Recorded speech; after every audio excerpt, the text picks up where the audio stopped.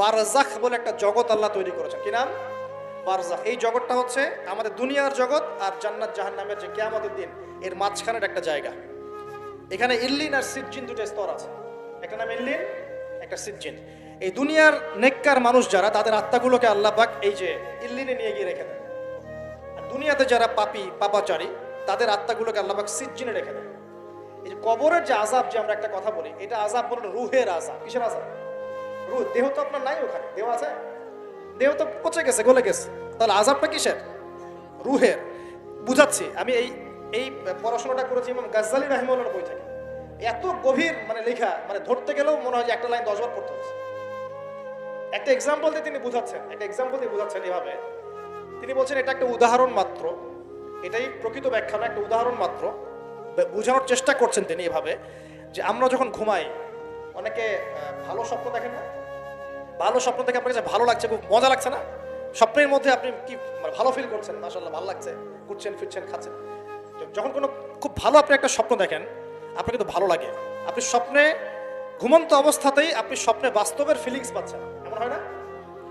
আল্লাহ পাক যদি আপনাকে স্বপ্নের মধ্যে রেখে দেন, ধরেন 1 বছর 1.5 বছর 2 বছর, তার মানে 1-2 বছর আপনি স্বপ্নের মধ্যেই বাস্তবের ভালো লাগার ফিলিংসটা পেতে থাকবেন, কিন্তু আপনি ঘুমিয়ে আছেন।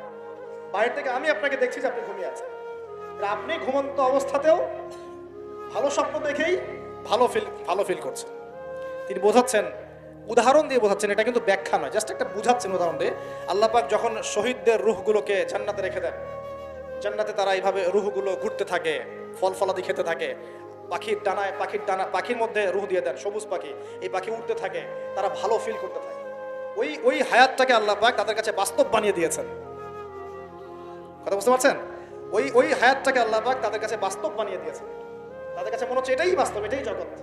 আল্লাহ চাইলে করতে পারেন না? একটা ঘুমন্ত মানুষকে যদি আল্লাহ করতে পারেন, তাহলে শহীদদের ব্যাপারে করতে পারেন না? পারেন। আবার ধরেন একজন মানুষ পাপাচারী, আপনি কখনো কখনো স্বপ্ন দেখেছেন, ভয়ের স্বপ্ন, আটকে উঠছেন, শ্বাস বন্ধ হয়ে যাচ্ছে, এমন হয়নি অনেকদিন? আর হবে তো বেশি, কারণ কানে তো হেডফোন দিয়ে গান শোনেন, আর হেডফোন কানে দিয়ে ঘুমান, এফএম শুনতে শুনতে ঘুমান, এই কি করতে করতে ঘুমান। ঘুমানোর আগে তো দোয়া কালাম নাই, দোয়া কালাম মাসলুম দোয়া কালাম তো নাই, সূরা মুলক নাই, সূরা বাকারার শেষের আয়াত নাই, ইত্যাদি নাই, পবিত্রতা নাই, বিছান ছাড়েন না, লাইটস অফ করেন না। আপনার সুন্নত মাফিক তো ঘুমাচ্ছি না। ঘুমানোর কতগুলো সুন্নত জানেন? ঘুমানোরই কত সুন্নত আছে। ইস্তেঞ্জা করতে হয়, ওযু করে আসতে হয়, পারলে মেসওয়াক করে নেয়, বিছান ঝাড়তে হয়, বিসমিল্লাহ বলে লাইট অফ করতে হয়, দরজায় খিল দিতে হয়, পাত্র যদি থাকে খাবার পাত্র, পানির পাত্র ঢেকে দিতে হয়, তারপরে পড়তে হয় বিছানায় গিয়ে আয়াতুল কুরসি, সূরা বাকারার শেষের 2-3টা আয়াত, সূরা ফালাক নাস ইখলাস, হাত একত্রিত করে ফু দিয়ে সারা গা মাসাহ করতে হয়। ডান কাত হয়ে আল্লাহুম্মা বিইসমিকা আমুতু ওয়া আহইয়া বলে এই যে 33 বার সুবহানাল্লাহ, 33 বার আলহামদুলিল্লাহ, 34 বার আল্লাহু আকবার পড়তে পড়তে ঘুমাতে হয়। কয়জন জানে? কয়জন ঘুমানোর সুন্নত? ঘুমানোর আগে এখন কানে হেডফোন, ব্লুটুথ, হাবি জাবি এইসব দিয়ে যুবকরা ঘুমাচ্ছে। প্রতিটা কাজ নবীর সুন্নত মতো করার চেষ্টা করবো, আল্লাহ পাক তৌফিক দান করুন। এই যে 9 নম্বর ওয়াদা করেন, জীবনের প্রতিটা কাজ নবীর সুন্নাহ মতো করবেন। রাজি আছেন ইনশাআল্লাহ? একদম চেহারা থেকে শুরু হবে, চুল দাড়ি পোশাক আশাক থেকে শুরু হবে। আল্লাহ পাক যত উপরে নিয়ে যাবেন, আপনি যেখানেই যান নবীর সুন্নত বাস্তবায়ন করবেন ইনশাআল্লাহ। আল্লাহ পাক তৌফিক এনায়েত করুন, বলি আমিন। মনে করেন খারাপ স্বপ্ন দেখছেন, খারাপ স্বপ্নে এখন আপনি কষ্ট পাচ্ছেন, দেখছেন যে পানিতে ডুবে যাচ্ছেন, দেখছেন যে আপনি আগুনে পুড়ে যাচ্ছেন, নাউজুবিল্লাহ, দেখছেন যে আপনি হয়তো কেউ আপনার শ্বাস গলা চিপে ধরেছে ইত্যাদি, মানে আপনি কষ্ট পাচ্ছেন। বাহির থেকে কিন্তু আমি আপনার কষ্ট বুঝতে পারবো না, পারবো? আপনি ঘুমিয়ে আছেন, ঘুমিয়ে আপনি কষ্ট পাচ্ছেন। এখন এই ঘুমন্ত কষ্টের স্বপ্নটাকে আল্লাহ পাক যদি 5 বছর লম্বা করে দেন, পারবেন কিনা? আল্লাহ পাক পারেন কিনা? 5 বছর ঘুমিয়ে আছেন, আপনি উঠতে পারতেছেন, এখন এটা হয় না, আল্লাহ চাইলে পারেন, সম্ভব কিনা? আল্লাহ পাক 309 বছর ঘুম পাড়া রাখেন নাই মানুষকে, আছে না দলিল? কোরআনে আছে না? কোন সূরায়? এই তো মাশাআল্লাহ, মাশাআল্লাহ, সূরা কাহফে আছে না? 309 বছর আল্লাহ পাক 9 জন 10 জন ছেলেকে ঘুম পাড়া রাখছেন না? রাখছেন। তো এখন মনে করেন যে আল্লাহ পাক আপনাকে ওই কষ্টের আযাবটাকে লম্বা করে দিলেন, কষ্টের ওই স্বপ্নটাকে লম্বা করে, তাহলে আপনি কিন্তু ঘুমের মধ্যে কষ্ট ফিল করবেন। এখন কবরে যদি আল্লাহ পাক বারজাখের জীবনে সিজ্জিনে কিছু আত্মাকে রেখে আত্মাগুলোকে আযাব দেন, এবং ওইটাকেই যদি তাদের কাছে বাস্তব ফিল দিয়ে দেন, তাহলে কি তার আযাব পাবে না? অনেক ব্যাখ্যা আছে, যেগুলো নিয়ে আলাদা লেকচার দেওয়া লাগে। এতটুকু বোঝেন যে আল্লাহ পাক ইন্নাল্লাহা আলা কুল্লি শাইইন কাদির, আল্লাহ পাক প্রতিটা বিষয় সম্পর্কে ক্ষমতাবান। আল্লাহ পাকের হাতেই সব ক্ষমতা, আল্লাহ সব করতে পারে। যে আল্লাহ পাক আমাকে শ্বাস নেয়ার ক্ষমতা দিচ্ছেন, নিঃশ্বাস নিচ্ছি, একটা নিঃশ্বাসের দাম কি অন্য কেউ দিতে পারবে? যে আল্লাহ পাক এনভায়রনমেন্ট, বায়ুমণ্ডলের মধ্যে নাইট্রোজেন গ্যাস দিয়ে দিয়েছেন, এই গ্যাস কি কে দিয়ে, অন্য কেউ দিয়েছে? যে আল্লাহ পাক শ্বাস নেওয়ার জায়গা দিয়েছেন, আমাদের হার্ট পাম্প করছে, জন্মের সময় থেকে পাম্প করছে, এখন পর্যন্ত থামে নাই, একদিন 1 মিনিটের জন্য থেমে গেলেই শেষ। এটা কে চালু করে রেখেছে? যে আল্লাহ এত কিছু করতে পারেন, সেই আল্লাহর পক্ষে নবী সাল্লাল্লাহু আলাইহি ওয়াসাল্লামকে তার কাছে নিয়ে যাওয়া, এই আযাবগুলো দেখানো এমন কঠিন কিছু? এগুলো নিয়েও এখন মানুষ প্রশ্ন তোলে। তো এখানে নবীজি অনেকগুলো শাস্তি দেখেছেন, তার মধ্যে একই পাপের কারণে তিনটা শাস্তি দেখেছেন। কয়টা ভাই? এই সেই বিখ্যাত পাপের নামটাই হচ্ছে সুদ। কি নাম সেই পাপের? একবার দেখেছেন কিছু লোককে রক্তের নদীতে ফেলে দিয়ে মাথা ফাটিয়ে দেওয়া হয়েছে। জিজ্ঞাসা করলেন এরা কারা?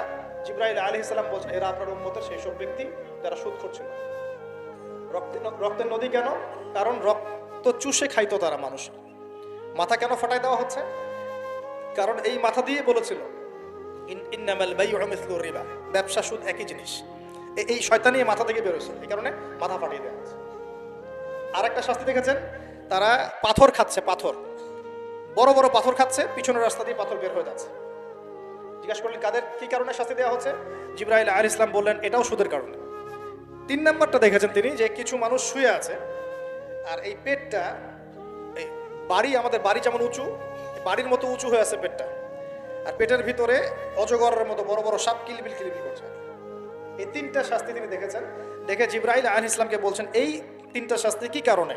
3টার ক্ষেত্রেই জিবরাইল আলাইহিস সালাম বলেছেন সুদের কারণে, সুদের কারণে, সুদের কারণে। আল্লাহ পাক আমাদেরকে হেফাজত করুন।